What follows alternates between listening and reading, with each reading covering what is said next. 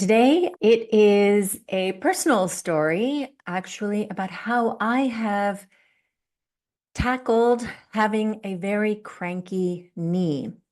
Many of you are probably facing some challenges with the fact that your body is not 20 anymore. And so you do have age-related wear and tear, and maybe you want to start training and you're a little worried about how do you deal with those things. So I wanted to share like my concrete own experience because that may give you some ideas of like what this really looks like in practice when you start working with a 50 plus body. So onto my story of my cranky knee.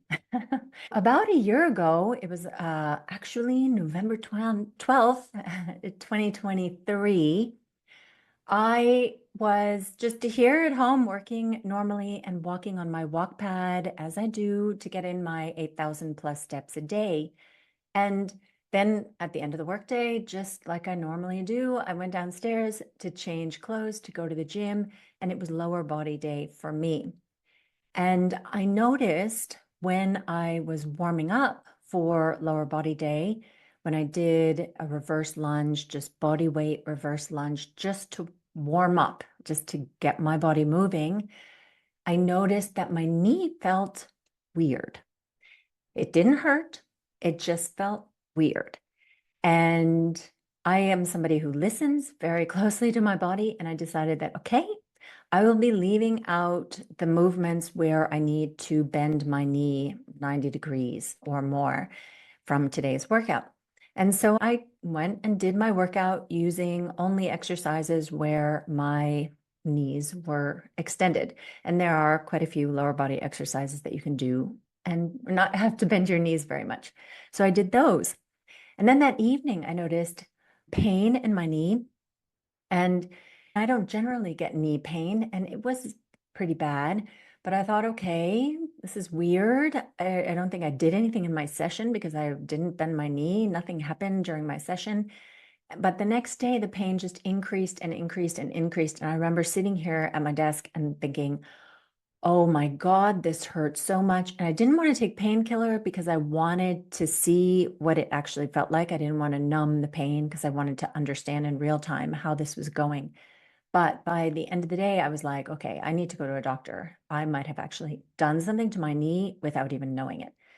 I couldn't walk up and down the stairs. I had to like hop on my good leg because it was my right knee that was hurting. And I couldn't drive my car. So I had to have my parents take me to the doctor, and the doctor examined it. It was an orthopedic surgeon who examined it and did like, they wiggle your knee and all that stuff and didn't notice any major anything, but yes, swelling, some fluid in the joint. And so sent me home with some painkillers and said, well, if this doesn't get better in a couple of weeks, then we will film it, like get an MRI. So went home. It did feel a little bit better, but not normal still. So I did go back and have the MRI scan taken. And at that point, the doctor said, hey, no signs of anything but normal age-related wear and tear. I mean, I've been a runner, a varsity and Division I lacrosse player, and yeah, pretty much run, danced, done stuff all my life.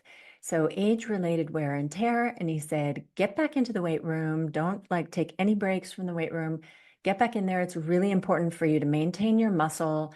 Do everything that you can do that your knee allows you to do. So I think this is kind of the first main point where I'm going to stop and say my first suggestion is that if you have any kind of pain, first, make sure that it isn't actually a tear or something really that has gone wrong that needs to be fixed through medical intervention. So make sure that it is actually okay to work on it. So that's the first thing that I would absolutely say. So once you are cleared to train on it by your doctor, then you may have an ability to go see a physical therapist who might suggest certain things. But for me, it was clear I would go in and start training the things that I could train. And like said, I could not really bend my knee. So for me, any kind of squat pattern movements were not possible. I couldn't do like a reverse lunge. I couldn't do a squat. I couldn't do like that, a Bulgarian split squat, leg press, anything. But I could do, for example, Romanian deadlifts. So that keeps your knees pretty much straight. I could do 45-degree hyperextensions. So I worked on those. And then at the same time, I did do some exercises that had a bended knee, but I did them only at the level that my right leg could do. So the two that I was working on actually were leg extensions and the leg press. And I would work one side at a time in these exercises. So in the leg extension, of course, I had to lower the weight way, way, way down, right? I mean, I was working with one little plate, and there was no way I couldn't bend my leg 90 degrees and then extend it all the way straight. So it was like this very, very small range of motion. My leg was already almost straight when I started the motion. And probably anybody looking at me in the weight room would be like, man, she doesn't really know what she's doing. But that was all that my knee could tolerate at that point. And I knew that I needed to be strengthening my quads or keeping my quads strong because those are very important for supporting your knee. And then with my left leg, I would train normally on my left leg. So then I would move the adjustments so that my leg would bend the normal amount and work with normal amount of weight. And the reason that I did that is that they have studied people who might have a broken limb. And when they train the limb that can be trained, they do notice that the untrained limb does get some benefit from it. So there is some mechanism in our body which, if you are working the good limb, your bad limb will get some benefit from it. So I decided, hey, we are going to get all the benefits we can, train the left leg, which is my fine leg, and hopefully the right leg will get some benefits from it. So that's how I did the leg extension machine. And then I did the leg press. I was doing a seated leg press. So there you adjust how close the seat is to the pad that you put your feet up on. I would not have my leg very bent at all. So my range of motion in my leg press was very, very small at that point, and I was doing it with a low weight. And then with my left leg, I would do my normal range of motion with my normal weight. So that's how I proceeded for months. I'm not kidding, months. I was just very, very patient. And I would listen to my right knee every single time. So let's say in one session, it was happy to leg press 20 kilos. If in the next session, on let's say rep number 3, it started feeling funny, that was it for that day for that leg. And that happened often. And it was really frustrating, especially as things were getting better, as I was starting to get stronger. Then I'd have these like little mini setbacks, which were coming out of nowhere because I felt like I'm not doing anything with my right leg, but it's still kind of complaining. So this I continued literally for months and months and months.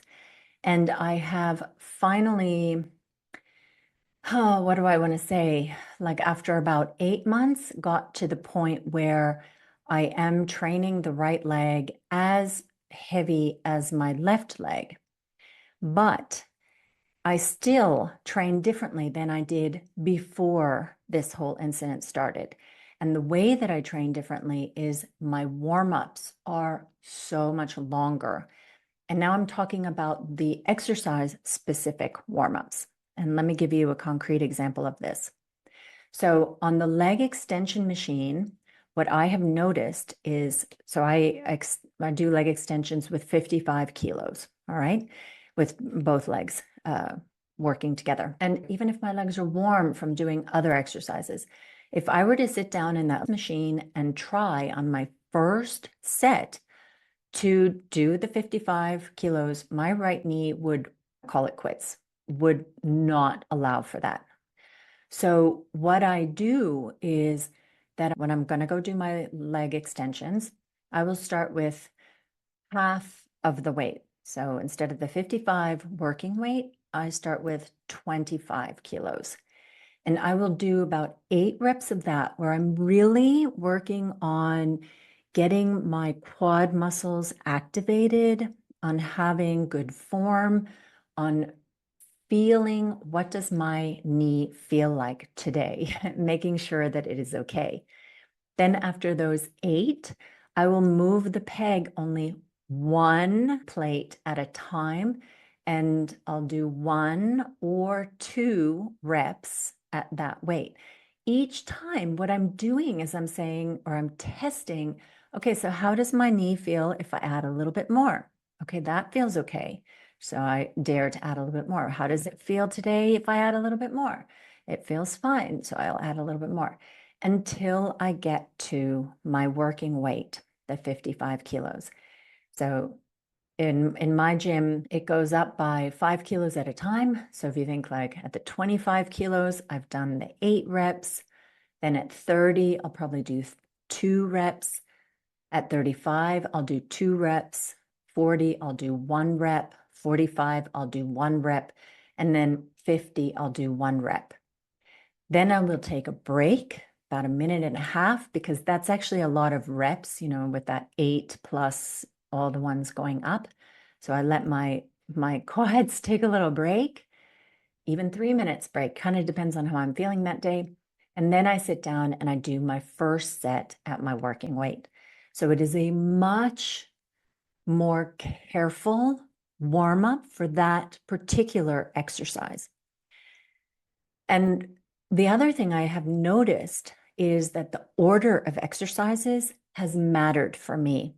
And this may be completely individual. I am not a physical therapist. That I'm not saying that this is how you should do it for you. I just wanted to give you an example of the kind of thinking that's going on around like managing my aging body.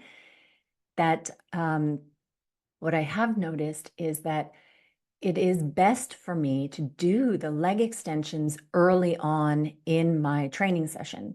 So, okay, I'll start always with RDLs if I have RDLs, but that's not really working my quads. So I will do the RDLs first, then I'll come to the leg extensions, and then I can try something else which requires my quads, like, for example, the leg press.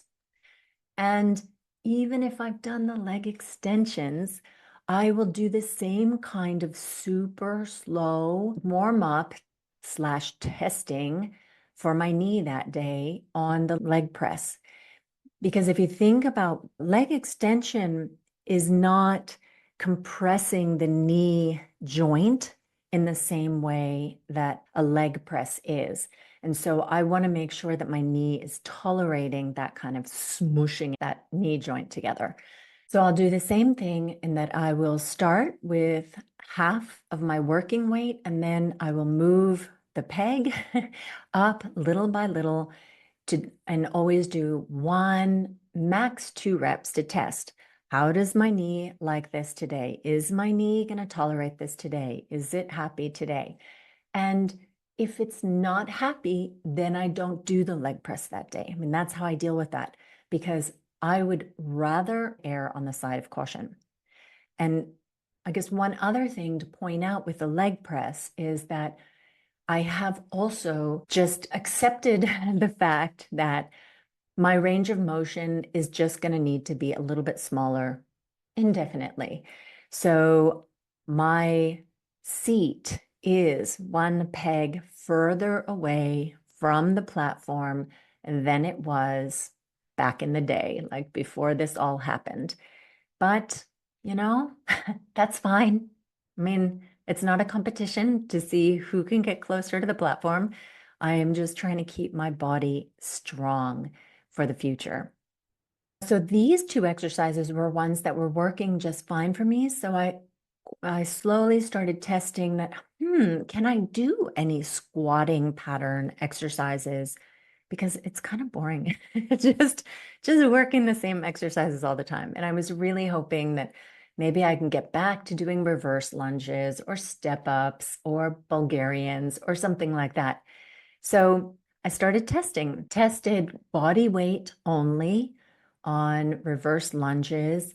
And it's actually funny because they bothered my right leg, not when it was the front leg that was working, but when it was the back leg whose toes were on the floor. The one exercise that I did find that my knee tolerated very nicely was actually walking lunges. So you're doing a forward lunge and then another forward lunge and another forward lunge and another forward lunge. So I've been doing body weight forward walking lunges, and that felt really great. And then I decided that, hey, I'm just going to test and see whether it will tolerate the Bulgarian split squats. And so I tested that yesterday, and I'm so excited that it is a yes. It is, my knee is tolerating it. So how am I going to do these Bulgarian split squats? I have strengthened my muscles a lot over the past year. My glutes are much stronger than they were a year ago, and so are my quads.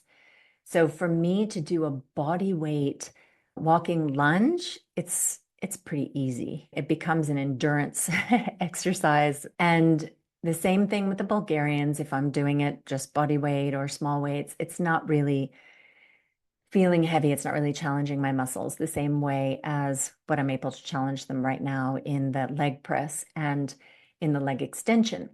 But I just need to have patience there. I am not going to start raising my weights at any fast speed.